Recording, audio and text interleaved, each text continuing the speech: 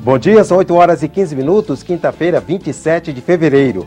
Essa é a TV Senado, eu sou André Ricardo e você assiste agora ao Senado em Dia.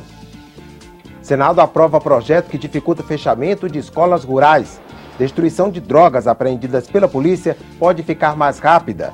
PEC determina afastamento do cargo para candidatos à reeleição no Executivo.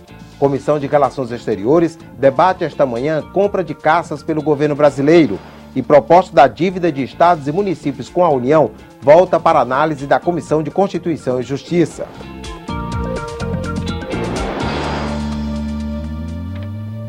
Fechar escolas rurais no Brasil vai ficar mais difícil. Será preciso ouvir a comunidade. É o que está num projeto que o plenário do Senado aprovou nesta quarta-feira. Hoje, a decisão de fechar uma escola parte das secretarias estaduais e municipais de educação e leva em conta os gastos e a frequência dos alunos. Dados de 2012 do governo apontam que em 5 anos, 13 mil escolas públicas na zona rural deixaram de funcionar. O projeto aprovado no plenário dificulta o fechamento de escolas no campo, nas áreas indígenas e quilombolas. A proposta de autoria do Executivo exige que os conselhos de educação se manifestem sobre o impacto na comunidade escolar. Centenas de escolas no interior que atendiam o trabalhador rural, que atendiam o quilombola e os povos indígenas, estavam, no meu entendimento, inclusive, arbitrariamente sendo fechadas. E as crianças ficando sem escola. O que não dá mais para permitir é que o fechamento de uma escola seja uma decisão unilateral, apenas do órgão gestor, que é da Secretaria de Educação. É preciso que a comunidade escolar participe dessa discussão e opine também. Para se tornar lei, essa proposta sobre o fechamento de escolas rurais só depende agora da sanção da presidente Dilma Rousseff. A Comissão de Constituição e Justiça aprovou um projeto para acelerar a destruição de drogas apreendidas pela polícia. A proposta segue para o plenário. Hoje, as drogas apreendidas em operações policiais só podem ser destruídas após encerramento do processo judicial. Delegacias de polícia totalmente inadequadas para o armazenamento de drogas terminam sendo objeto de ataques de facções criminosas para o roubo da droga ali apreendida ou até mesmo para a atuação de policiais corruptos que terminam pelo acesso fácil negociando a venda dessas drogas a traficantes. A proposta aprovada pela Comissão de Constituição e Justiça determina que elas sejam destruídas no prazo máximo de 30 dias. De acordo com o texto, só devem ser preservadas apenas amostras em pequena quantidade para instruir o processo criminal. Evitando esse risco de mau uso daquilo que está num depósito inadequado. O colegiado aprovou também a proposta de emenda à Constituição que determina o afastamento do cargo para presidente da República, governador e prefeito que se candidatarem à reeleição. A proposta segue para o plenário para votação em 2 turnos. A regra, se aprovada, entra em vigor na eleição municipal de 2016. A proposta apresentada pela senadora Ana Amélia determina que candidatos à reeleição para os cargos de presidente da República, governador e prefeito terão que se afastar dos cargos um dia após a homologação das candidaturas. A intenção é evitar o uso da máquina pública para o favorecimento de candidatos. A reeleição, quando foi estabelecida, não estabeleceu a desincompatibilização dos titulares dos cargos executivos. E essa foi uma falha. Não venham me dizer que não se utilizam dos benefícios do aparelhamento da máquina estatal que a reeleição favorece, porque se utiliza. A votação da proposta acabou provocando também um debate sobre a reeleição aprovada em 1997. Aqui no Senado tramitam pelo menos 2 propostas de emenda à Constituição que acabam com a possibilidade de um segundo mandato consecutivo para chefes do Poder Executivo. O tema provocou muita polêmica. Não tem nada mais nocivo ao sistema político brasileiro, na minha opinião pessoal, não estou falando aqui como líder do PMDB, mas como senador da República pelo Estado do Ceará, do que a chamada reeleição. por que retirar este item do cardápio que é oferecido ao eleitor no momento de votar? A possibilidade de reconduzir um governante que, ao seu juízo, esteja dando conta do recado, esteja cumprindo bem o seu mandato. Então, eu sou a favor da reeleição. Também concordo com a argumentação que foi muito consistente aqui, de que o ideal é não termos reeleição. Eventualmente, aumentar o prazo de mandato de prefeitos, governadores e presidente da República e eliminando o processo da reeleição, que realmente se presta a muitas disfunções e a muita injustiça. A Comissão de Relações Exteriores está prevista para logo mais às 10 horas da manhã. Quem traz informações ao vivo sobre a pauta da reunião é a repórter Érica Seolim. Bom dia, Érica. Bom dia. São 36 aeronaves que vão custar 4,5 bilhões de dólares. Os caças suecos Gripen NG venceram uma disputa e deixaram para trás franceses e americanos. São a aposta do governo brasileiro para proteger o espaço aéreo e substituir os Mirage 2000, aposentados em dezembro do ano passado. Para escolher os suecos, a Força Aérea Brasileira levou em consideração custo, performance e transferência de tecnologia. Aliás, esse fator pesou bastante, tanto que os Gripen NG são um protótipo, nunca foram usados em combate. Mas isso vai permitir ao Brasil fazer as mudanças que julgar necessárias no avião, usando tecnologia nacional com participação de sistema estratégico da Embraer. A ideia no futuro é que o país possa produzir seus próprios caças e exportá-los. Feita a escolha, a fase agora é de negociação do contrato. Até o fim do ano, devem ser fechados os últimos detalhes sobre pagamento, compensações e calendário. Os senadores e deputados aproveitam essa fase para ouvir daqui a pouco na Comissão de Relações Exteriores do Senado, em parceria com a Comissão de Relações Exteriores da Câmara, o comandante da Aeronáutica, o tenente brigadeiro Junichi Saito. O presidente da Comissão do Senado, senador Ricardo Ferraço, falou sobre a expectativa para essa reunião. Nós estaremos discutindo a decisão do governo federal, que fez a opção em reaparelhar os caças supersônicos da companhia Saab, da Suécia, em detrimento de outras duas concorrentes, a americana Boeing e a francesa Rafale. Foi uma decisão que gerou muito impacto na sociedade brasileira.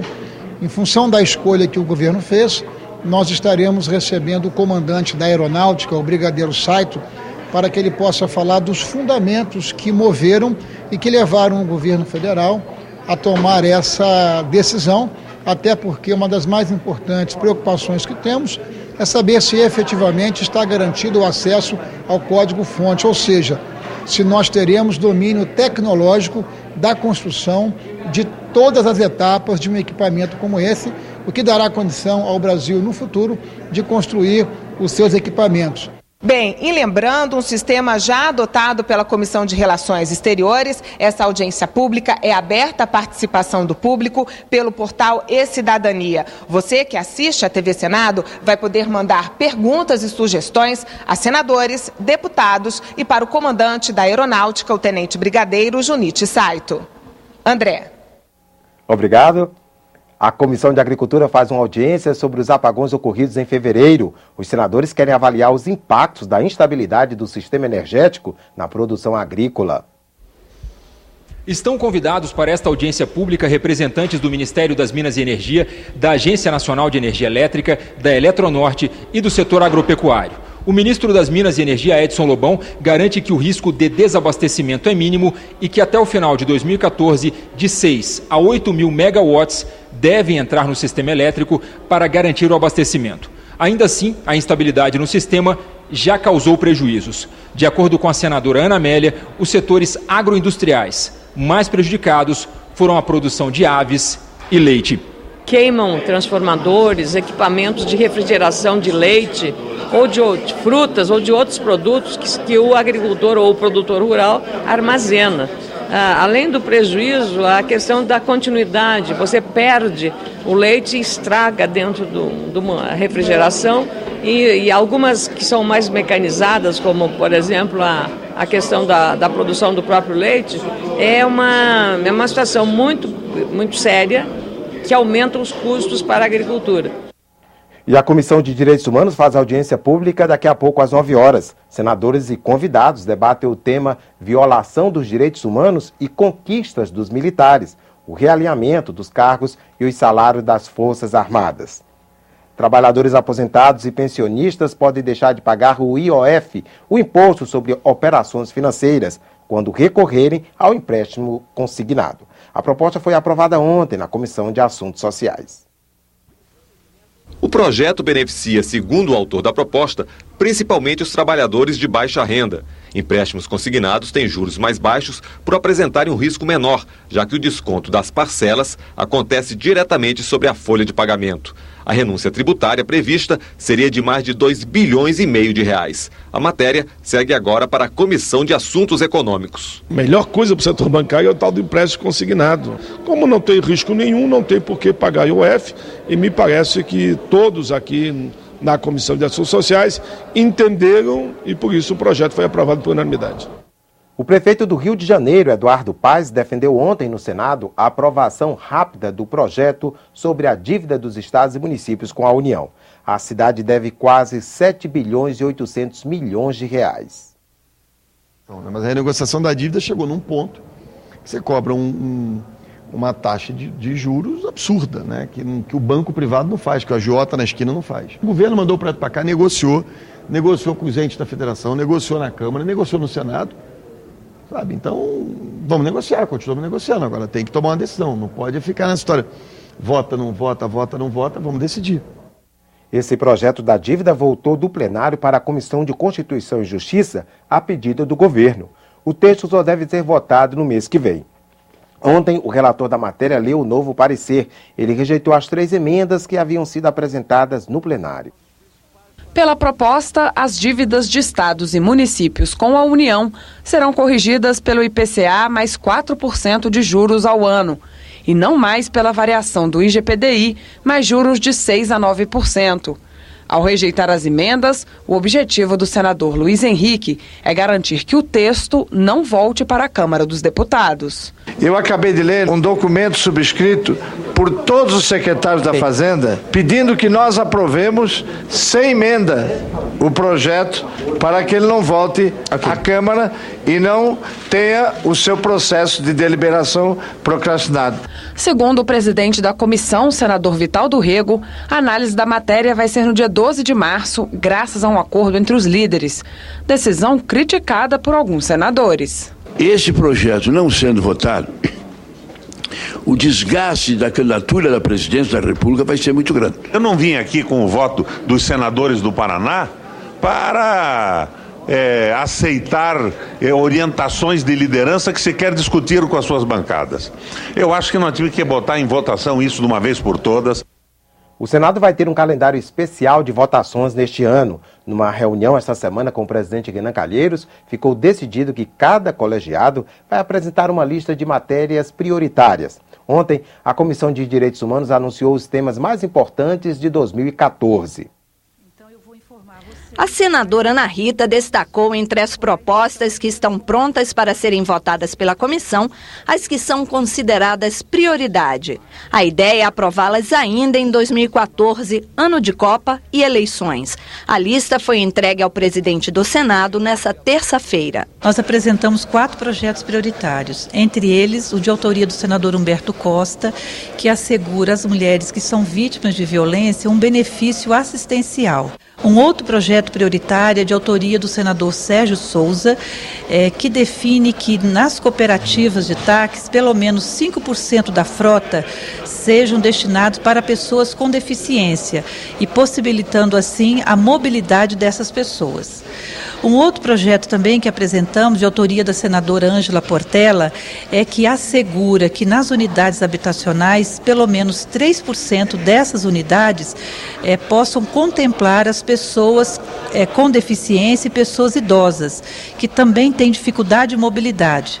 Durante a reunião, os senadores aprovaram 5 requerimentos para audiências públicas, entre eles o do senador João Capiberibe. Ele quer debater na Subcomissão da Verdade a participação da polícia política brasileira no golpe militar do Chile em 1973, quando brasileiros foram torturados. A ideia é colaborar com a Comissão Nacional da Verdade, que busca esclarecer a Operação Condor, um acordo entre as ditaduras da América do Sul nos anos 70 para reprimir opositores ao regime militar.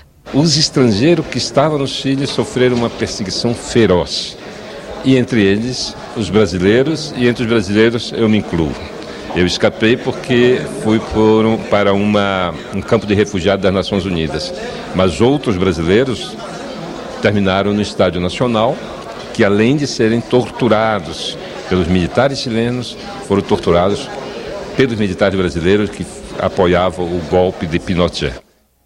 Ficamos por aqui. No decorrer do dia você acompanha outras informações nos boletins do Senado agora. Enquanto isso, continue assistindo a nossa programação.